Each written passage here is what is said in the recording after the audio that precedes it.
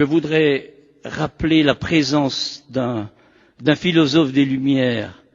qui a été le seul, parce que les autres étaient morts à ce moment-là, à essayer de s'engager en politique. Je veux parler de Jean-Antoine Carita Marquis de Condorcet, donc Condorcet, et je souligne d'autant plus l'importance de ce qu'il nous a laissé qu'il a été ignoré par l'opinion publique jusqu'à ce qu'il soit question de préparer le bicentenaire de la Révolution, c'est-à-dire donc 1989, et donc c'est dans les années qui ont précédé qu'on a commencé à lire ce qu'il avait écrit. Alors, je ne vais pas déployer, j'ai été beaucoup intéressé par ses propos, je vais seulement dire qu'au moment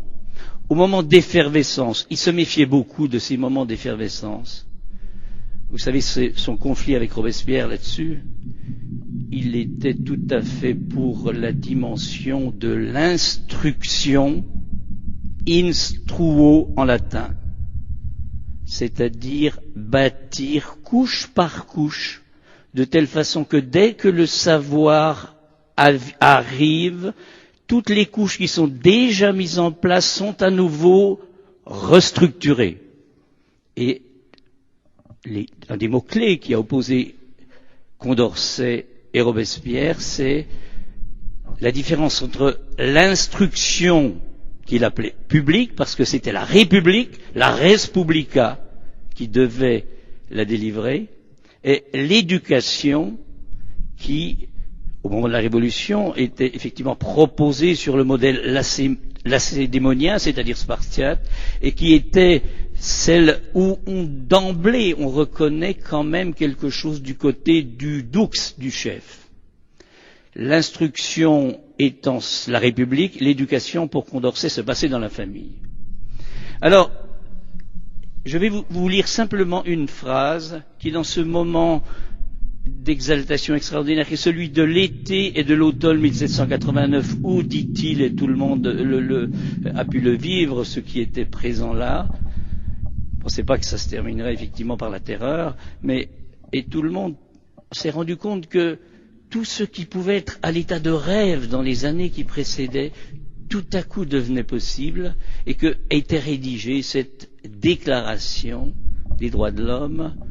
dont Dominique Bertrand dira un mot justement à propos de ce mot déclaration. Voilà ce qu'il dit.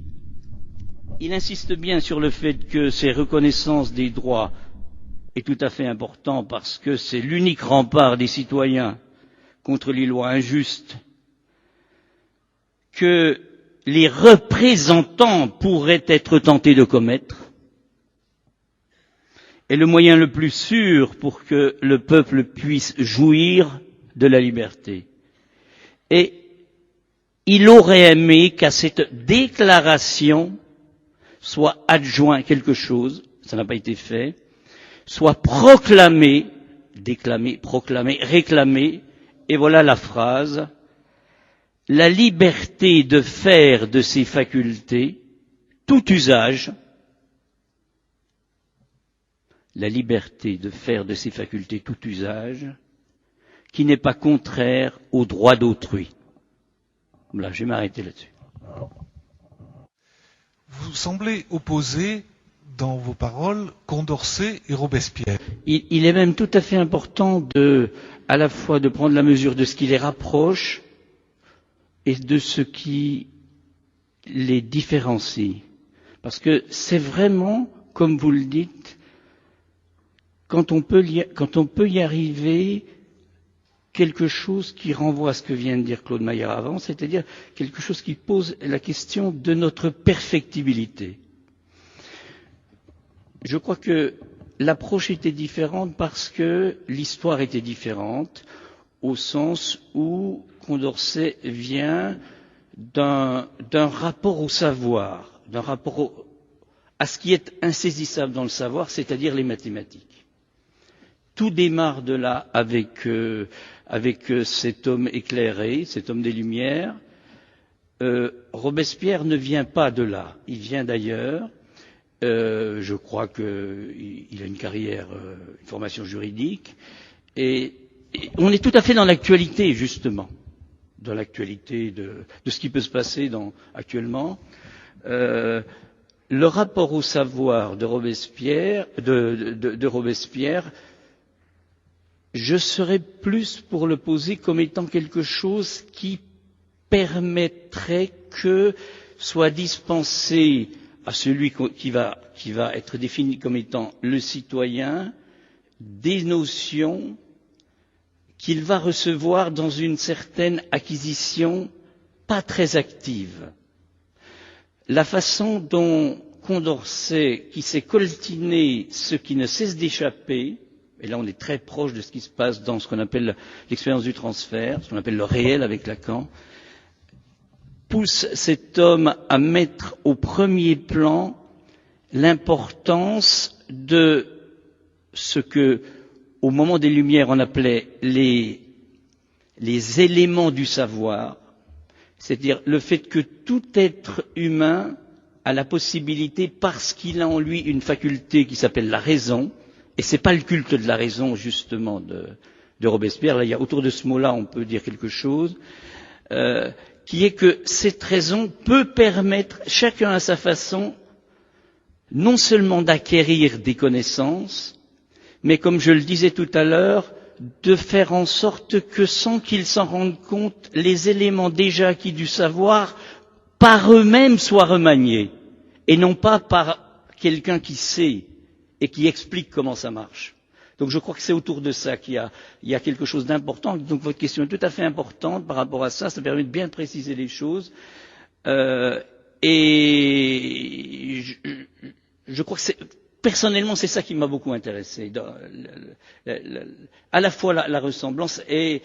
à un moment, la séparation, quelque chose qui fait que, le destin de Condorcet, évidemment, il a dû se cacher pour échapper au destin des autres révolutionnaires, et donc il n'a pas rencontré la guillotine. Et c'est pendant ce moment où il s'est caché qu'il a écrit le texte dont vient de parler Claude Maillard, c'est-à-dire l'esquisse d'un projet, l'esquisse d'un tableau historique des progrès de l'esprit humain, où c'est très étonnant parce que il se met à écrire et là ça rejoint la pièce, il se met à écrire ce travail parce qu'un jour sa femme vient le voit tellement ravagé par un projet de justification qu'il pensait qu'il devait produire, et sans doute sa femme lui dit quelque chose, il entend quelque chose dans sa voix, il laisse tout tomber ça, et il se met à écrire, et dans une solitude tout à fait sereine, il écrit ce projet qui est quelque chose qui est tout à fait important pour ce témoignage qu'il laisse sur ce qu'est justement le progrès humain. Votre intervention m'a beaucoup intéressé et ça m'a permis en fait de comprendre que toujours Condorcet d'actualité. Ça ne fait même pas 2 mois, nous avons eu à animer une conférence débat au cours d'un café philo au centre culturel franco-nigérien de Niamey. Et le titre de notre conférence débat a porté sur l'éducation à la citoyenneté. Et donc à travers la scène, la pièce de cet après-midi et vos 2 interventions, j'ai cru comprendre que l'acte philosophant est un risque. Philosopher, c'est prendre le risque par les mots et les actes. Et je me dis, d'abord, la petite remarque avant de poser la question, que la revendication des droits de l'homme passe, comme l'a si bien souligné Condorcet, par l'instruction civique qui doit instituer le citoyen. L'instruction qui doit faire sortir le citoyen de l'ignorance. Mais il faut se le dire clairement que cette instruction que revendique l'intellectuel ou le philosophe ne peut être acceptée que dans la société que Karl Popper appelle la société ouverte, c'est-à-dire démocratique, et non la société autoritaire. Je me demande donc quelle était la position des autorités françaises du temps de Condorcet par rapport à son projet d'instruction civique. Parce que je me dis, le jour où nous avons voulu animer notre conférence débat, on nous a dit c'est risqué. Parce que seule une société véritablement libérale peut accepter en son sein la revendication des droits de l'homme. J'en ai fini, merci.